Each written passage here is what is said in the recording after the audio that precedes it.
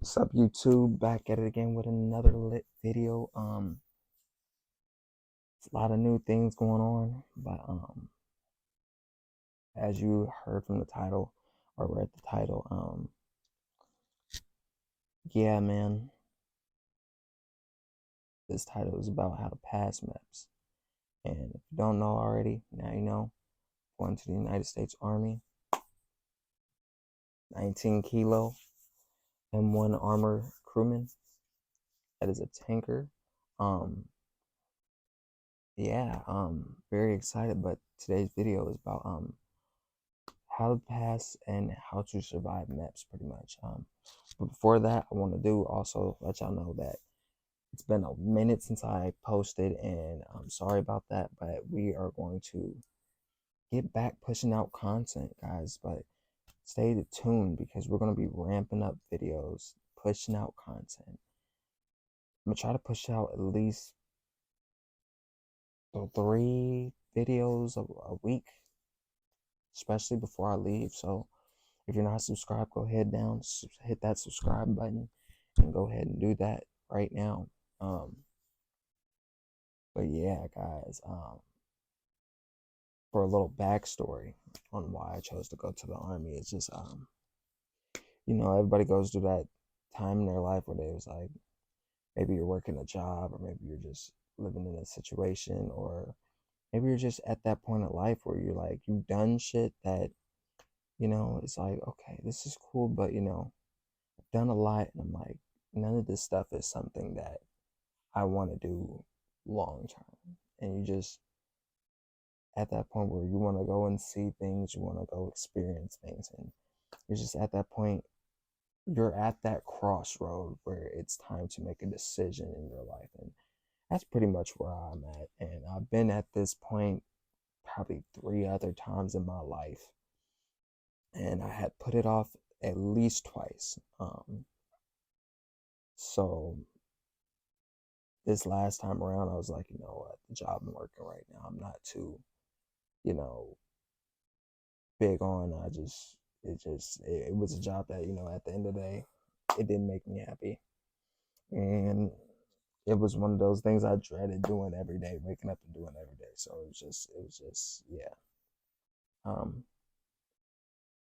but so yeah, I just decided, hey, one day, let me take another crack at the ASVAB, and then I passed. So went up to somewhere near Dayton. I live in Cincinnati, Ohio. If you're not familiar, that's the southwestern region of Ohio, and we went up to like Dayton, Ohio, to take the test, and like right as soon as we got done taking the test, we get our test scores back, and I passed with a 62, so I was happy about that. Um, yeah. So after passing, then it started the process of being eligible and getting everything ready for when you go to MEPS. But yeah, another little backstory about that is just um, I almost went to, I forget, it was probably like the Coast Guard way back in 2019, 2020.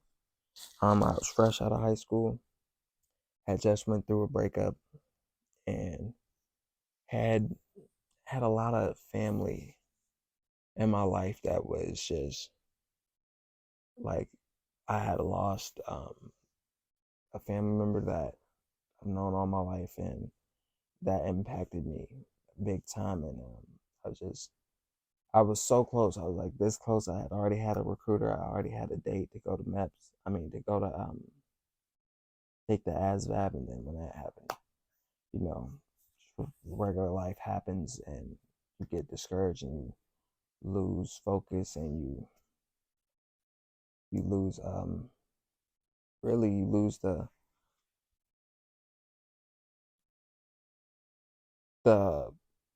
what is the word I'm looking for? I just lost the want to do it. You know what I'm saying? So I was just like, yeah, I need to stay here. So I did. A couple of years went by, about probably 4, almost 5 years went by, and here I am again, about to go into the armed forces. So I'm glad I'm finally making this decision. And honestly, I'm glad I did it that way because it taught me how to go through adversity and overcome things that I probably wouldn't have went through if I'd have went straight into the military. But then again, I probably would have. But um, living life how I lived it so far, probably, I guess it gave me kind of thicker skin, so to speak. You know what I'm saying? But I feel like everything happens for a reason. But on to the real making of this video. And I'm in my mom's room right now because my room is kind of messy and disarray right now because of packing, getting ready to ship. I got a ship date, January 3rd. So that's a month and 2 weeks from now. So,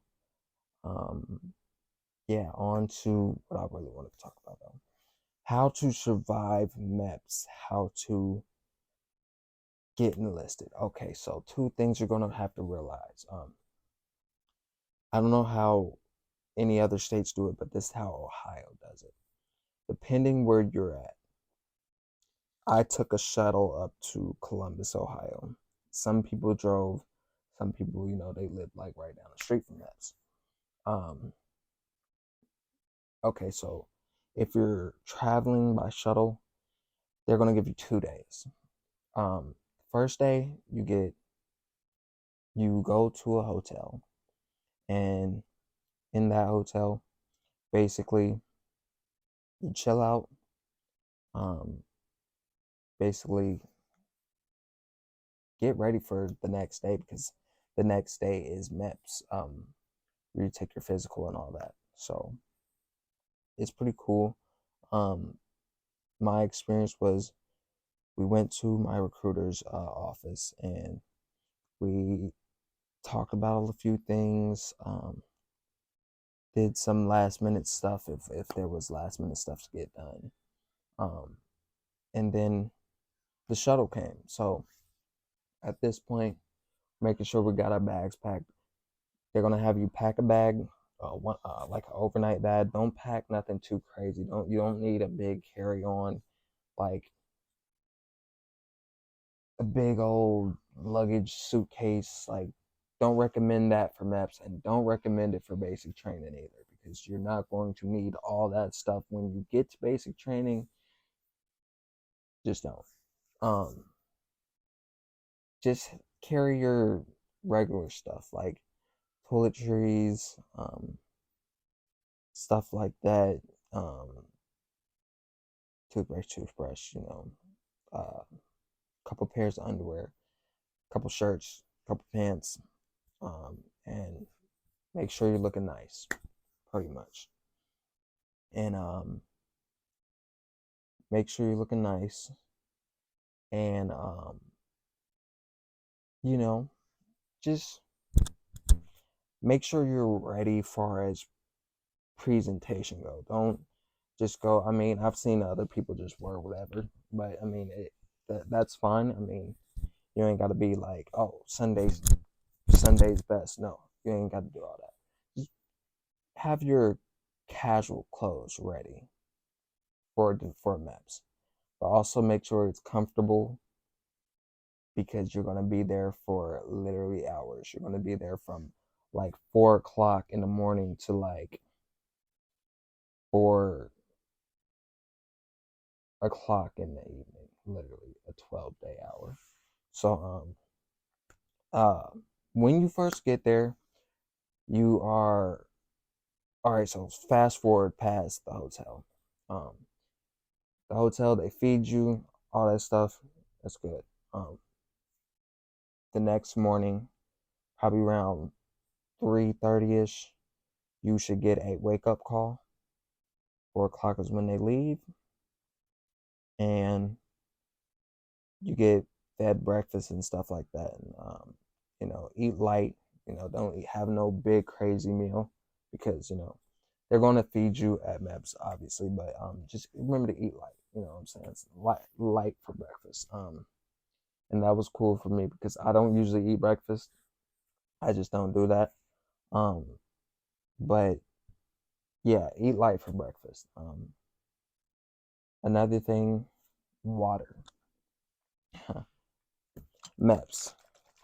You ain't gotta drink like a whole gallon before MEPS, but I would highly suggest get used to drinking at least this much water, at least a day. Like, if you can't drink this much water a day, drink about half that much. Just get used to drinking water and just being hydrated. Um, Another couple things that happen when you get to MEPS. Okay, so you get off the bus, single file. They give you the breakdown. Basically tell you everything that's going to happen. You walk into the doors and you go through this metal detector. You take all your stuff out of your pockets and you put your bags on the conveyor belt and it goes through. After they give you all your stuff back, they uh, take you to a room where you leave your personal stuff like your phone, your bags, all that stuff in like a little cubby. And then after you do that, they take you to like the cafeteria, like a little waiting area. Then they give you the brief on everything that's going to happen that day in MEPS. Okay. So when you're paying attention to everything that's going to pay attention to what they say, they give you a brief on everything that's going to happen in MEPS. After the briefing, they are going to give you a breathalyzer. They give you a separate straw for the breathalyzer. Do not drink before MEPS. Don't do anything before MEPS. Don't do drugs. Don't do anything. Just be smart. Just be smart. Everybody I talked to prior about saying, "Oh yeah, I'm going to MEPS this time, this day," and da da da. Everybody was like, "Good luck." And literally, there's really good reason why they say good luck because literally, out of everybody that was there, it was probably like a whole bus full of us. Like, I mean, we were pretty thick in there. It was probably like at least 20, maybe a little bit over that, maybe, um, of people that came to MEPS that day and trying to swear in. And out of all those people, only five of, I don't know if it was only five of us. I can't remember because I was with the second wave that swore in. And to my knowledge, I heard that only, I might be wrong, but I heard that only 4 or 5 of us swore in that day. But that brings me to everything I'm saying that after you get briefed, they tell you everything that you're gonna do and you're gonna get. Um, Basically, you get your breathalyzer and you follow everybody that they're going to medical pretty much. And before you go to medical, I can't stress this enough. When you find out that you're passing and you get a date to go to MEPS, make sure you're getting all your medical forms and everything on file. Like everything, just everything on file. Like everything from, I don't care if you hurt yourself from when you were fucking 5 years old. Make sure that it's on file and make sure that if you got a physician that worked with you about it, make sure they said that whether you hurt yourself, broken something, or you're taking medications, make sure that they clear you for that. And make sure that it's on file. Make sure they give you a note and make sure they clear you for it.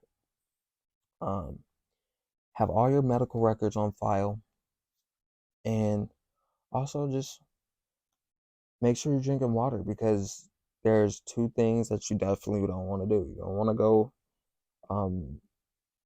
like us, we was in a hotel with an indoor swimming pool. Don't go swimming and don't put your head underwater. Like you take a hearing test, you don't want to have water in your ear, anything that's gonna fuck up your hearing. Be smart, you don't want to get anything in your eye right before you're taking an eye test. But because you gotta take a hearing test, an eye test, and depending on, I guess, where you are in line, but they will either give you your hearing test first or your eye test first, your vision first. But yeah. So for me, because I was a guy, moving on though, when it came to take the drug test, you have like a room full of just guys literally lining up, peeing in cups with a wall of urinals. So, with that being said, just make sure you pee. Make sure, I mean, make sure you can pee. Make sure you drink water. And because I swear, guys, literally, if you can't pee, you're not enlisting. I've seen it. I've seen how serious they are about it. They're literally anal about it, guys. Drink enough water. Um, don't be nervous. Just get your shit done. You know what I'm saying? Just that stage fright is like real. Like it's real. Cause I'm like, I ain't gonna lie. Walking in there is like, oh, I'm peeing in front of a whole bunch of guys and there's no dividers. I'm like, okay, it just got real. So, but I'm like, only pay attention to obviously. But I'm like, yeah. So once we take the drug test and stuff like that, I think they test it right then and there because if something comes back that it's not clean, you'll find out right away. So after the drug test, you usually go back to where you were sitting, or they'll send you right to go do blood work, draw blood. So we left the bathroom, went around the corner, sat outside the room to do our blood, get our blood drawn. This is also why I said drink a lot of water because I'm like, when you don't drink water, it's hard to, like, your blood will be either slow or it's going to be hard to find your veins. Drink water, um, and just be calm for real because, like, they're very cool and they're very good at what they do. So they got a lot of people to do at one at all together. So like they're trying to do it quick and get you going as soon as possible. So it's literally like repetitive. Like it's like boom, boom, boom, one station right after the other. After I got my blood drawn and everything was good, all right, now it's time for the exam. They ask you questions. They make you do a couple little things like squat and do a duck walk, and you got to take your pants off. Not for a long time, but like for a short period of time. And it's just so they can examine you and make sure everything is all right, everything looks fine. You know what I'm saying? So you just get it done, be cool, don't talk too much, just get what you got to get done, and get out of there. Because also, a lot of people don't realize that when there's many people right behind you, like don't make it harder than it's gotta be. Just get what you gotta do to get done and get gone. You know what I'm saying? Just just get what you came to do, done and go. So like literally after my exam, it was over. All I had to do, take my little take my little stamps and stuff back to the chief, and he did a little things where I guess where he was locking it in or something like that. But whatever. Um, and then after that, sat down. And then they said, "Okay, you're good." So I was able to go back to the lunchroom where we waited.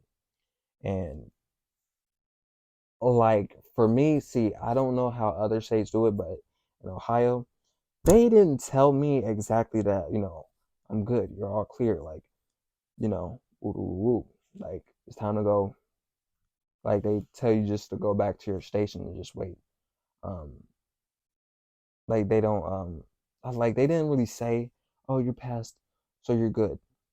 It's like, okay, good. Go back to your station. And basically, if you made it that far, and you're at your station and they're talking to you, they basically, I forget what he said, but like it's already been hours, and it's like, it was just, I was tired as fuck, and I don't even remember what he said. But they give you food, they feed you, you go back to the lunchroom, you eat, woo, and then if you made it that far, you should have gotten your contract.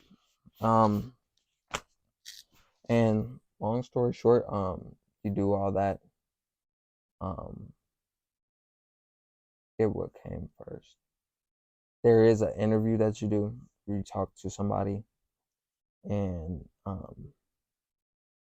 no, do the interview first, and they talk to you, ask you a couple questions, make sure that all your information is right, and just when you're talking to them, just like, yeah, yeah, pretty much, like, if your information is right, yeah, just keep it a bean, like, you know what I'm saying. It's like, it's really nothing to it. It's just simple. Like, don't make it harder than it's gotta be.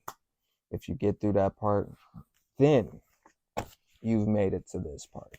Talking to you about your jobs, or talking to you about your contract, and then you made it. You made it. You officially made it, and you're good to go. So, um, after that point, I went over my contract with one of the sergeants that was there, and we figured it out. I figured out what job I wanted, and boom, like, one thing I do advise before it gets to that point, have at least a top 5 jobs that you want, for sure, because that was my issue. I had only 3, and one of the ones I eliminated for myself because only one position of that job was available. And I was like, I don't want to do that. The other one, honestly, I just forgot the name of that one. But also learn that specific, like, names. Like, for instance, I'm gonna be a tanker. It's 19 kilo, 19K. Learn the codes for them. Like, just learn so they can look them up and see exactly what it is that you want to do, and they can explain to you what it is. So you're just not jumping into anything blind. You know what I'm saying? So definitely do that. Make sure you're doing all that smart. And once you do that, you sign some stuff, and then take your stuff back to the front desk. And then it's just all that stuff, and then you get your hard copy of your contract. And then next thing, you're waiting. You're just waiting, chilling, mixing, mingling, whatever you want to do. Not whatever you want to do, but like, just chilling, talking to other recruits, and you're just waiting to get sworn in. And then after that, that's the very last thing that you do, and then you get sworn in. So, um, if you made it that part, you have successfully passed MEPS, and yeah, that's it. But I'm glad that that part was over. But for me, it wasn't as nerve wracking as I thought it was going to be. But everybody is different. I was more nervous on the ride up to Columbus to deal with all this stuff, but it wasn't that bad, honestly. I just think if you just keep calm and just stay focused, you'll be fine. So, with all that being said, thanks for watching. Don't forget to go like, comment, and subscribe. Um, and if you are also going into the armed forces, comment down what branch and what's your MOS. But yeah, go go check out my podcast, Outspoken Point. We already have 2 videos up. Got to get 2 more up very soon. And go check out my stream channel. Haven't posted anything yet. Streams coming very soon. Very lit streams, very lit podcast, and more fucking vlogs for you guys. I'm about to push out hella content before I go in January, guys. So very like lock in. Keep up with your boy. You want to see more videos like this? Subscribe, like, leave comments. But yeah. I'm Annie, and I'm out.